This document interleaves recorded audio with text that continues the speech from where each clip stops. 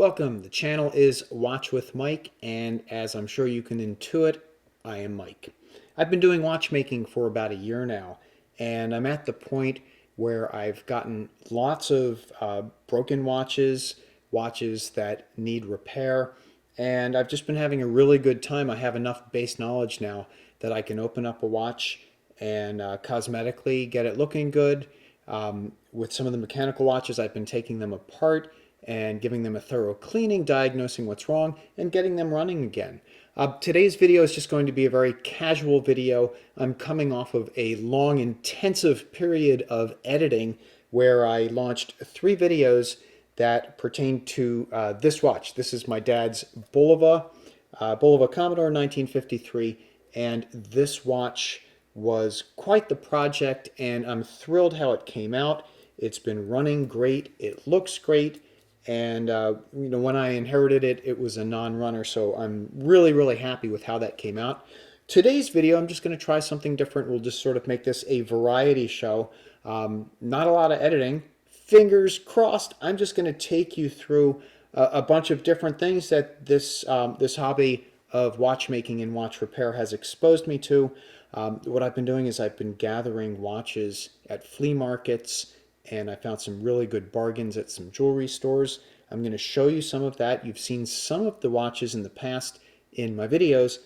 I'm going to give you a little update. Maybe it's something I've learned, maybe it's something I've done with the watches, but I'll take you through some of that and try to get you excited about watchmaking, because I encourage you to try the hobby. I hope every one of you that's watching is either enjoying me going down my journey, or it's giving you the courage and knowledge that you can start a watchmaking journey of your own. Now, speaking of that, I want to thank everyone that's been watching and commenting and giving me those thumbs ups on the channel. I've been getting some fantastic comments, and I really enjoy the conversation of hearing what you have to say. I just wanted to share a couple of comments that I've gotten that really set the tone. Corey Rogers 6597 says, "Your videos are awesome, Mike. Your explanations and tutorials have started to give me the confidence to open some of my watches and fix them up." Corey, that's awesome. That is exactly what I was hoping this channel would do. It would inspire, it would inform, and people will just start having fun. I'm having fun. I want all of you to be having fun. Thank you so much for that comment. A couple other comments, which are some follow-up items. I really like suggestions. I'm figuring this out as I go, and I'm making mistakes. I'm posting those mistakes when they happen, just so you can learn as I'm learning. I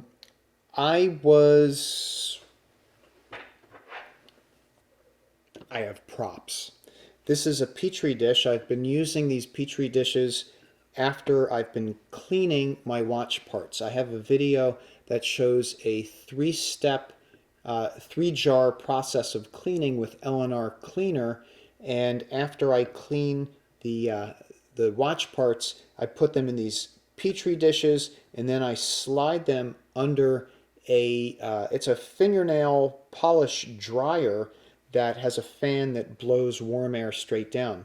And when I demoed it, some of the parts were kind of flying around, the smaller parts were rolling around, and I was afraid they were going to blow out. So I did get some comments on that video. Walter9161 said a mesh on top would diffuse the air. Yes, and then today I got another comment from Robert J458. Consider an air diffuser to alter the warm air flow, perhaps mesh, stainless, or fabric. Well, thank you, Robert, as well. I just want to show you what I put together. Oh, this is live TV, folks. I accidentally put my phone on the light switch. It's this. I have an embroidery hoop, and I stretched some Windows screen fabric over the embroidery hoop, and there's the Petri dish, parts inside.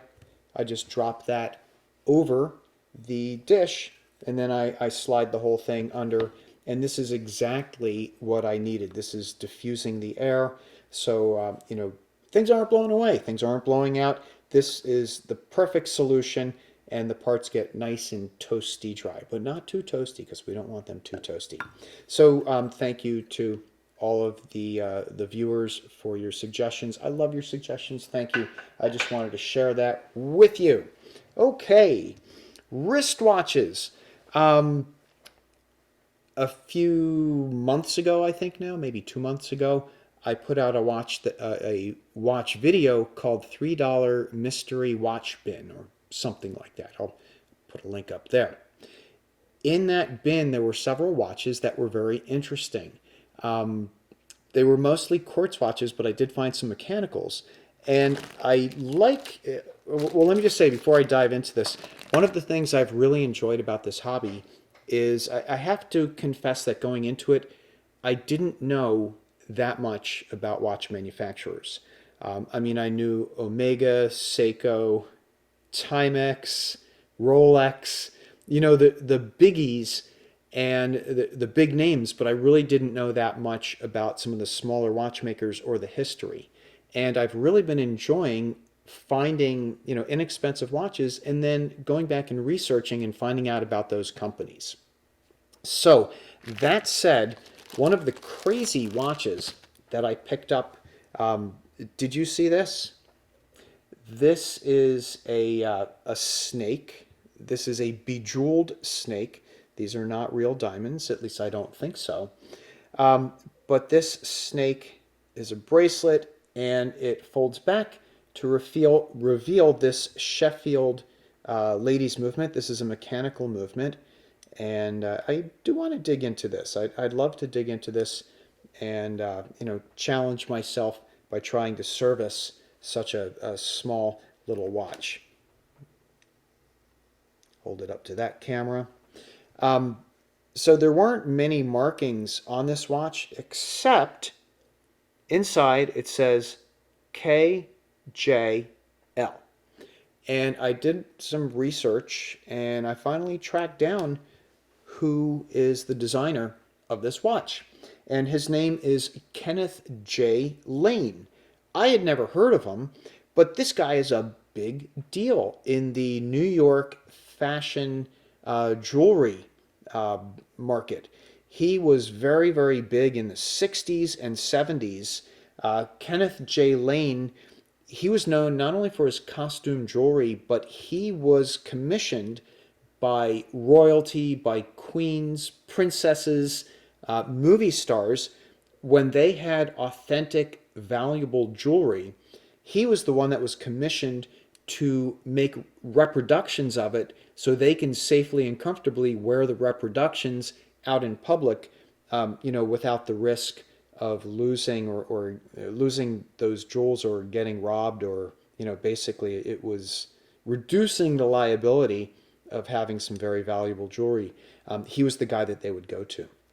It was said in the 1970s that no respected model who was having their picture taken on the runway would not have a piece of Kenneth J. Lane jewelry on them.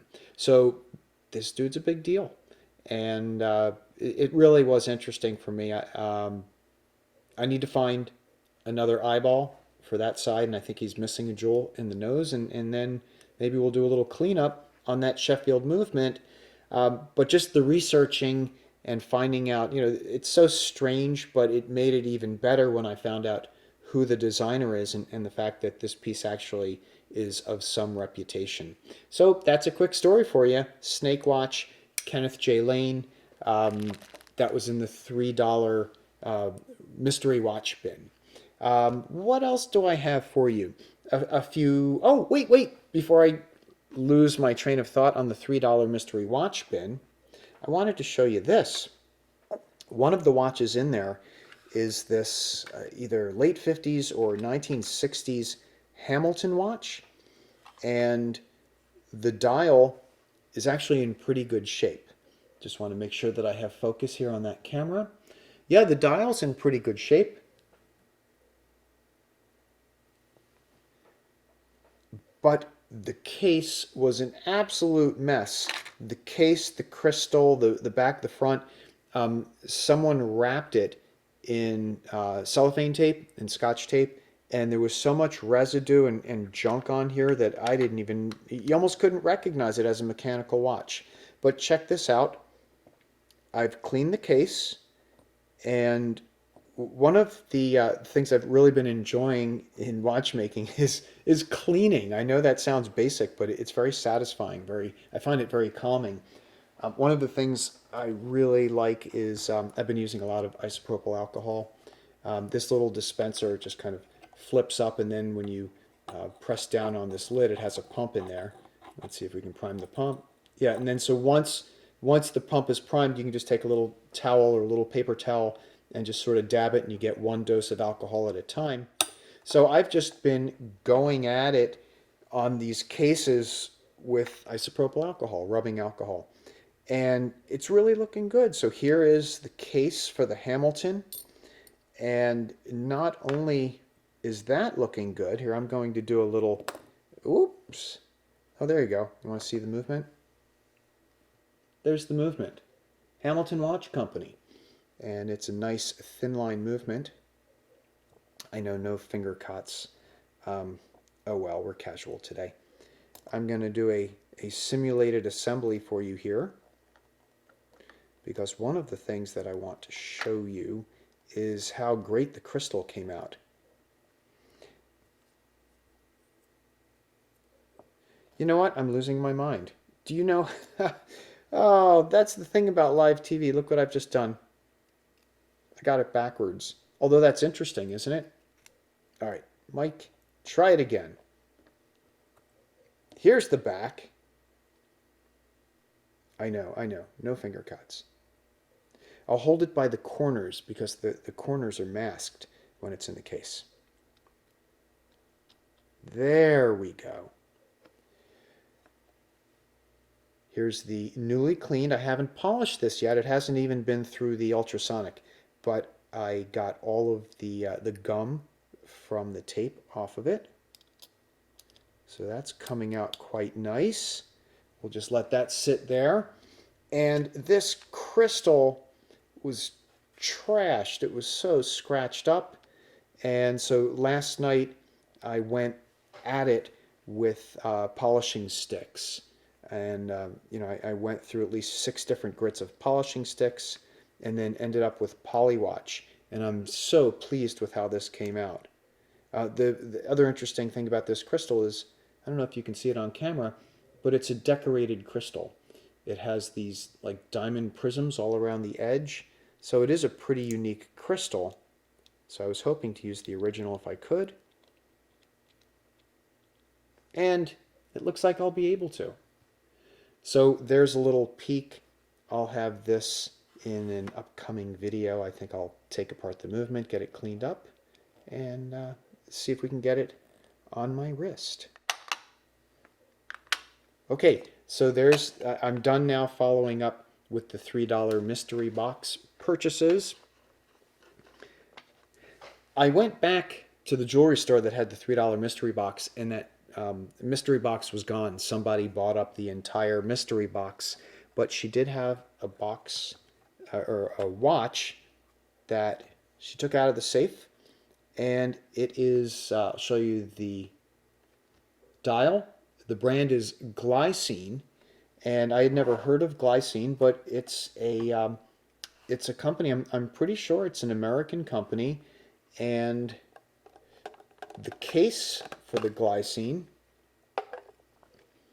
is damaged. We got it apart, and I've posted a few pictures of this. There's some, it almost looks like somebody tried to cut the case with a saw. I don't know what it was that they used to try to open it, but you can see some real chunks in there. And, that's okay. It's probably gold filled. I don't know if there's enough material there, enough gold for me to be able to work on this, to smooth that out. But I also considered getting a replacement case. The crystal, nothing super special. I'm sure I could replace this, but it does have a built-in gold tension ring in the crystal. And the back is clean, a little bit scratched up. But check this out. I know I showed this before, but this was just amazing to me. Look at that movement. Make sure I have focus.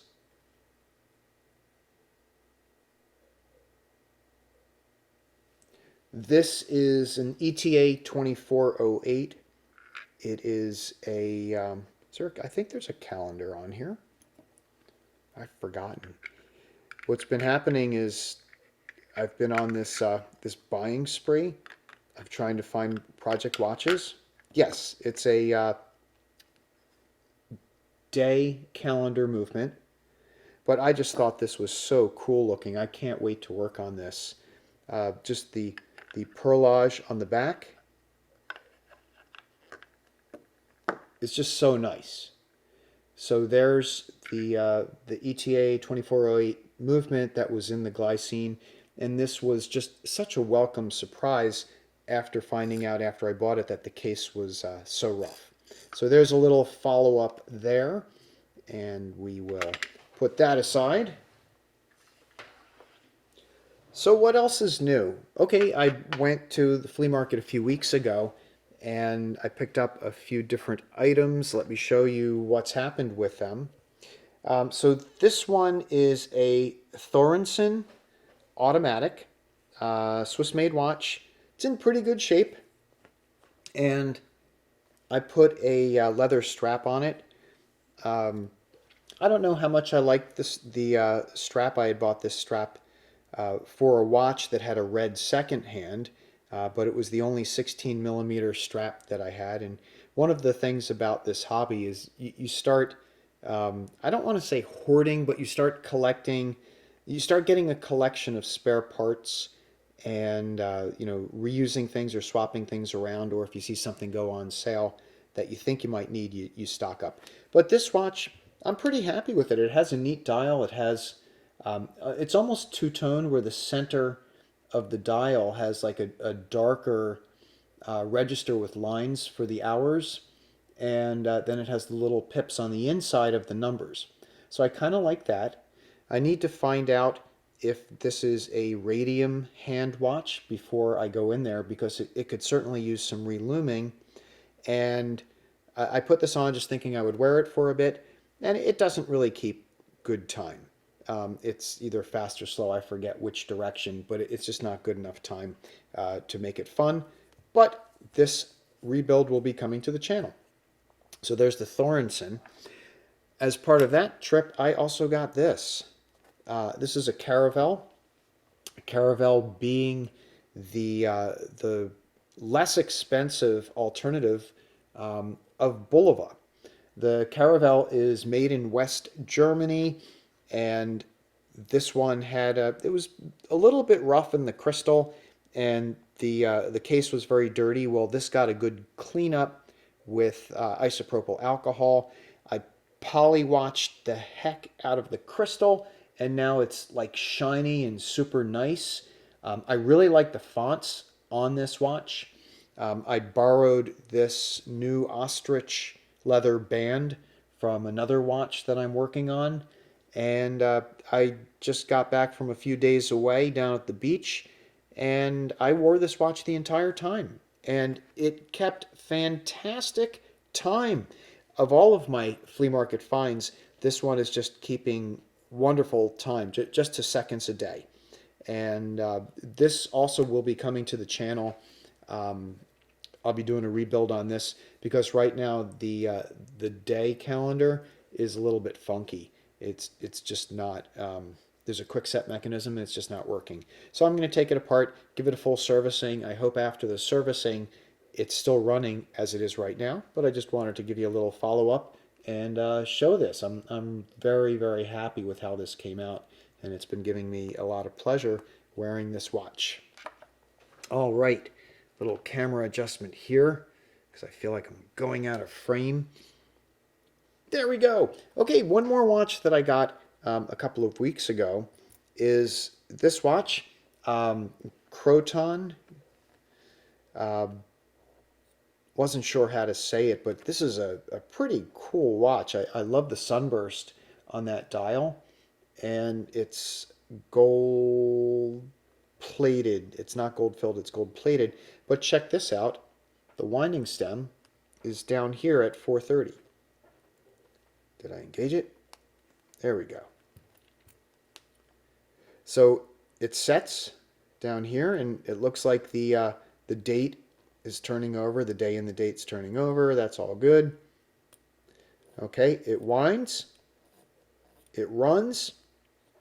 Problem here is it's an automatic, and something's a little wonky with the rotor. Let me see, can I keep it in camera, and I'll hold it by the microphone and see if you can hear this.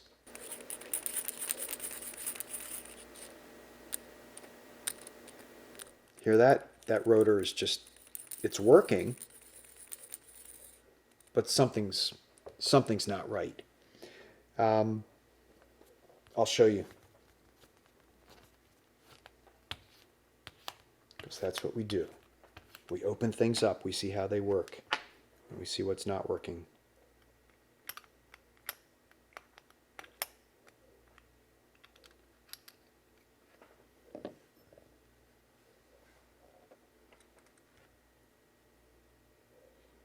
So it's a nice looking movement. Can you see that? It's another gold movement. It's not as decorated as the Glycine, but I really do like these gold-plated movements, if it is gold-plated. When the rotor turns, it just sounds like it's slopping around. And in fact, can you see that? You see how it's just not being held down there? And I haven't tried to figure out what's wrong yet. In fact, just out of curiosity, I know that the rotor is held in with a little clip. Is it as simple as the clip's not engaged?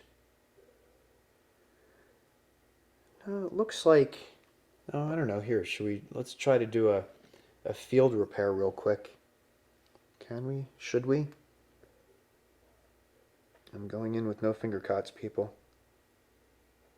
Now I think that screw holds a clamp which puts pressure on the rotor. Is it possible that clamp isn't forward?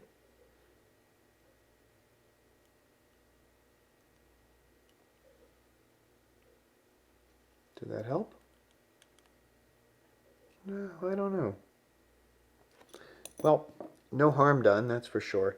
We will have another look and see if we can figure out. No, it's still kind of sloppy.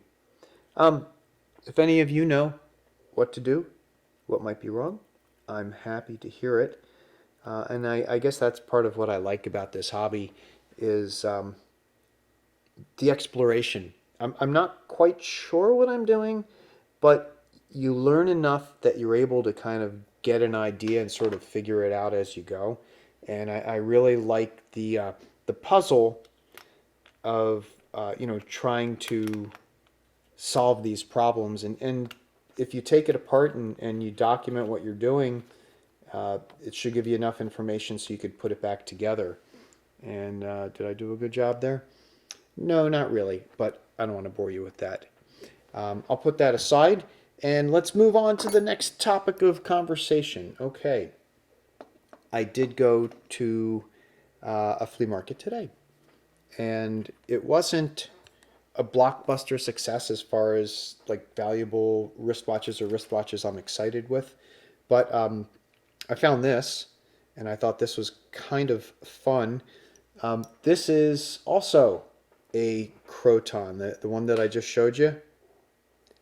So this is, of course, a modern Croton,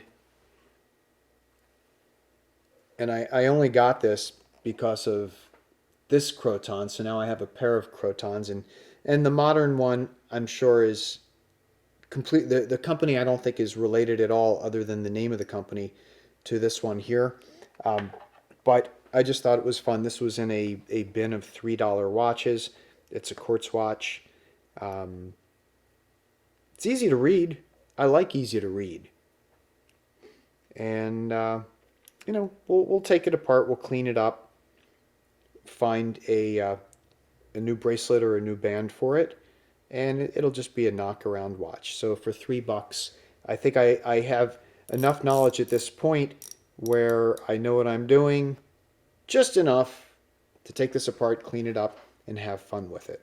So there's my $3 Quartz Croton. What else did I get? I got this. Another Quartz watch. This is a Skagen, and it has, what does it have? It has a scratched up crystal. I liked the dial. The dial is almost a little parabolic mirror, and it's concave, so it's going in like this. So my theory is, if this is mirrored and we can clean up that crystal, that I might be able to use this like as a magnifying glass, and I just thought it would be kind of cool if I'm out on a sunny day and I can figure out the focal length of the parabolic mirror, that I can just kind of spontaneously set things on fire. But don't tell anybody. That's not the kind of thing you want to say publicly. What does it need? It needs some TLC. Most notably, it needs a crown. It has no crown, so I wasn't able to test it. Hopefully when I open it up, it has a winding stem. But you know what? I paid $1 for it. So for $1, I thought the case was kind of cool. And I've worked on a couple of these Skagens, and they have nice lines to them. So for $1, this one came home. So we'll see what happens with this. What else? What else? Oh, there you go. This was also in the $3 bin. Nothing too exciting. It's a metal bracelet. The brand is Seiko.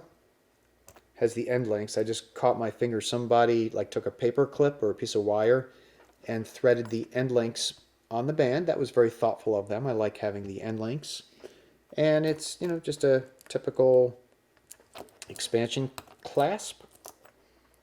It will clean up nicely. I like that it's sort of a mesh bracelet. And hey, you know what? I didn't measure to find out what size it is, but would it fit this, the new Skagen? No, I don't know. It might.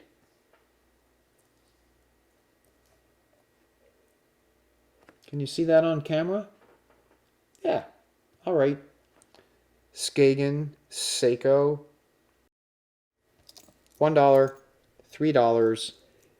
It might be fun to clean it up, fix it up, and just have a nice kick-around watch. I'm going to jump sideways a little bit. I was in North Carolina, and I went to a few thrift shops. It's kind of become a hobby, and I'm really enjoying it. Even if you don't find something, I am enjoying it, and I'm starting to recognize watches that either would be mechanical watches that would be fun to work on, or just buying watches that I like the aesthetic of, and that I think, it might be of small value and I can fix up. And, so far I've just been gifting these watches or keeping them and wearing them. This watch is a Citizen Noblia watch. And there's the dial from the Noblia by Citizen. And, oh, here's a little fun fact. I didn't know this until I started reading. Citizen owns Bulova. Did you know that? I didn't know that. So anyway, these Noblia watches are the higher price line of Citizen, and this is just a lady's watch. I thought it was in good shape, and we'll see if we can get it running. And I don't know why I'm not going to wear it. My wife doesn't wear watches, but I liked the butterfly clasp. I thought the quality was good, and I liked it. But I have a question, and I'm going to have to put a graphic up on the screen. On the edge here, right there, there's a little mark. And I don't remember what it said. Can I see it now? Let's see. It says PPS. And I'll put a larger version on the screen. Any idea what that means? I'd love to find out. PPS on the edge. And I believe this is a gold-plated watch. So maybe it's related to that? Don't know. So that's another watch that has been part of my treasure hunting. Okay, final treasure of the day, if you've waited until now. Thank you so much for joining me on this little impromptu video where I'm showing you upcoming projects and finds and so on and so forth. Here you go. This watch is this is my Benrus. This is my second Benrus. And I just thought this was really pretty cool. I don't know what those three colors are. It's red, yellow, and blue. It just kind of struck me as sort of nautical. I can't even pull out the winding stem to move the hands just to give you a better view because this winding stem is frozen. And so be it. I paid $10 for this watch. The dial's in pretty good shape. So I'll pull this apart. Have to figure out how the back comes off. It looks like a pry-off back. And this says 10 carat RGF. So, $10 watch. Not running. Stuck stem. Good dial. Nice hands. This watch will be coming to the channel. Okay, that's it, folks. Tell me what you think of this format. It feels good to just be able to put content up without, putting a lot of thought into it. Just make it conversational. Oh, wait, encore. I forgot one. I got this at the flea market the other day, too. This was like 2 weeks ago. Timex with a deep night blue dial. It runs. Case is a little bit rough. Never worked on a Timex. So got that too. Okay, that's it. Don't want to ramble, even though I've just been rambling. My name's Mike. The channel is Watch with Mike. Be good, be well, and be safe. And please share your comments down below. I look forward to our next time together. Bye-bye.